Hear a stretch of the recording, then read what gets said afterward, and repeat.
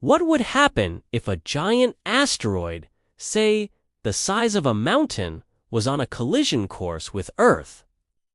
Many of us might picture it like a rock hitting a wall, big crash, a huge crater, and then it's over.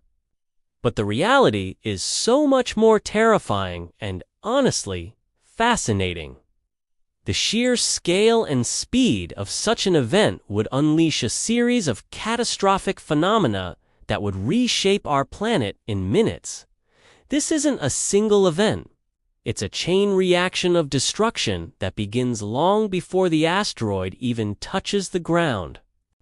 So, let's explore this step by step, from the initial atmospheric entry to the long-term global consequences.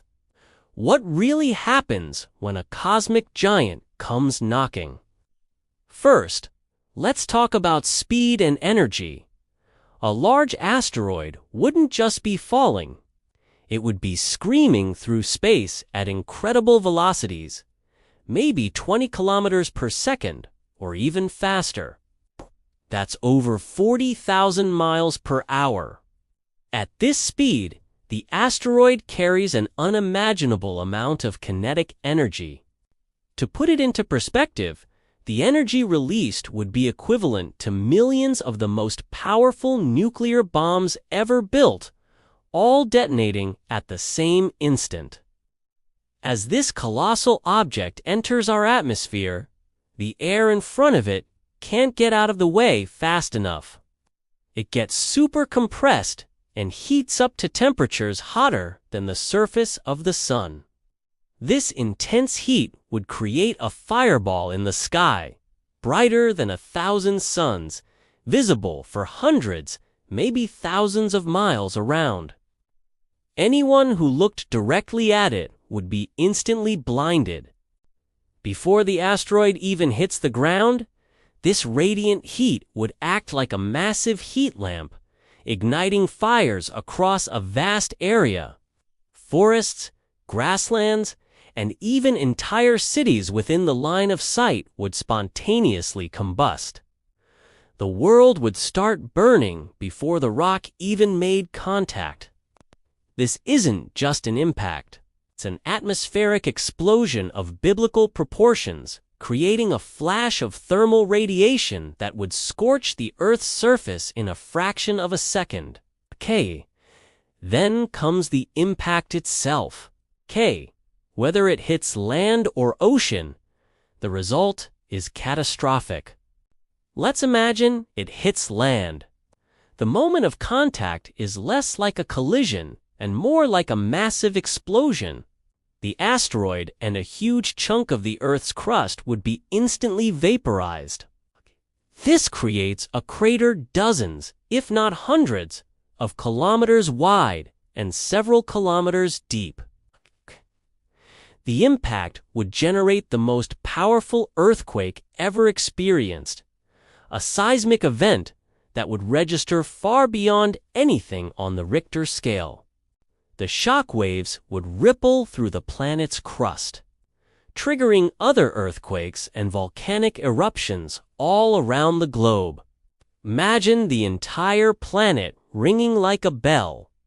Simultaneously, the impact throws trillions of tons of pulverized rock, dust, and vaporized material high into the atmosphere, some of it even being ejected into space. This cloud of debris is called the ejecta blanket. Closer to the impact site, larger chunks of molten rock, like a rain of fire, would fall back to Earth, starting more fires and burying the landscape under a thick layer of hot debris. But it's the finer dust that poses a more global threat. This material is so fine that it gets lofted high into the stratosphere, where it can stay suspended for months or even years. Now, let's consider the immediate aftermath for anyone unfortunate enough to be near the impact zone. A supersonic shockwave, a blast of air pressure, would expand outwards from the point of impact at incredible speed. This isn't just a strong wind. It's a wall of compressed air capable of flattening everything in its path for hundreds of kilometers. Buildings, trees, anything standing would be obliterated.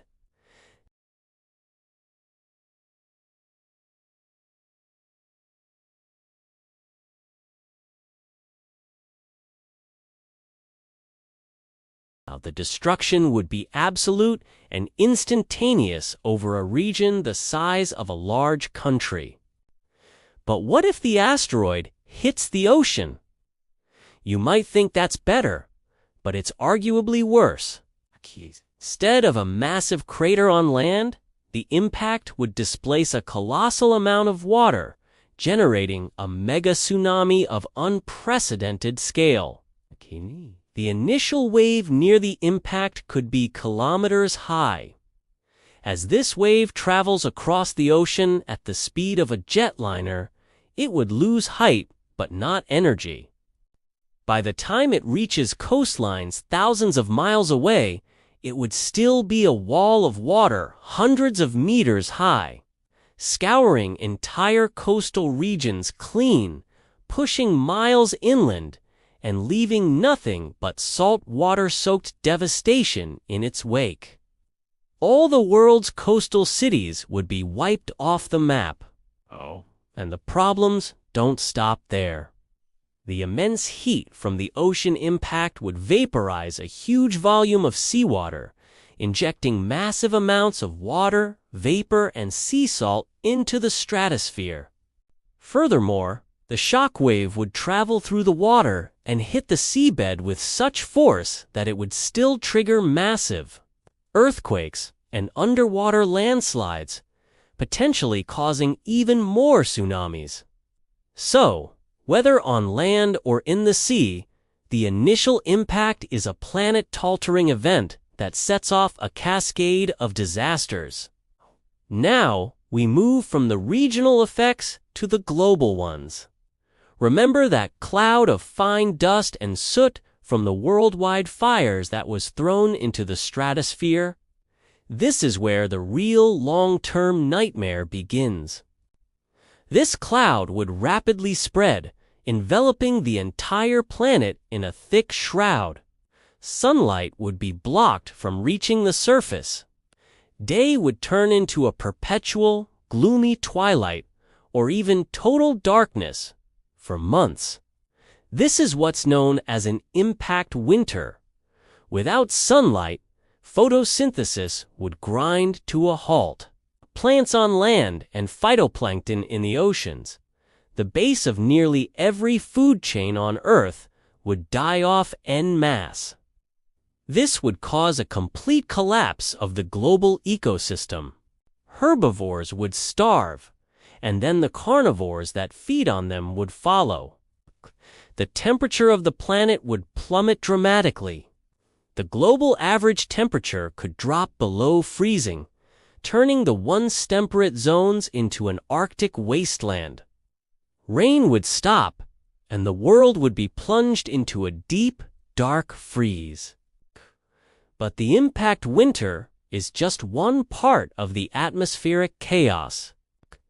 The incredible heat of the impact creates nitrogen oxides in the atmosphere. When these compounds mix with the water vapor also thrown up by the impact, they form nitric acid. This would fall back to Earth as intensely corrosive acid rain. This acid rain would poison any remaining freshwater sources, further devastate any surviving vegetation, and make the surface of the planet even more inhospitable. The oceans would also become more acidic, spelling doom for marine life with shells like corals and plankton, causing another wave of extinction in the seas. So let's recap the sequence. First, a blinding fireball and a wave of heat that ignites the globe. Second, a colossal impact that creates a massive crater, triggers mega-earthquakes, and launches debris into the sky. Third, a supersonic air blast and mega tsunamis that obliterate everything for thousands of kilometers. Fourth, a global winter caused by a shroud of dust that blocks the sun, freezes the planet, and collapses the food chain. And finally, persistent, corrosive acid rain that poisons the land and water. This is exactly what scientists believe happened 66 million years ago when the Chicxulub asteroid hit the Yucatan Peninsula, leading to the extinction of the dinosaurs and about 75% of all species on Earth. It wasn't just the impact that did it. It was the chain reaction of environmental catastrophes that followed. The world was fundamentally and permanently changed. Could it happen again? Absolutely. Earth exists in a cosmic shooting gallery. But the good news is that organizations like NASA and other space agencies are actively scanning the skies for potentially hazardous asteroids. Projects like the DART mission have even successfully tested our ability to deflect an asteroid's path. We are the first species on Earth with the knowledge and technology to potentially defend ourselves from such an event. It's a sobering reminder of our planet's fragility and our unique responsibility to protect it. The threat is real, but so is human ingenuity. Thank you so much for watching. If you found this journey into planetary chaos as fascinating as I did, don't forget to hit that like button and subscribe for more deep dives into the wonders and dangers of our universe. Stay curious, and I'll see you in the next video.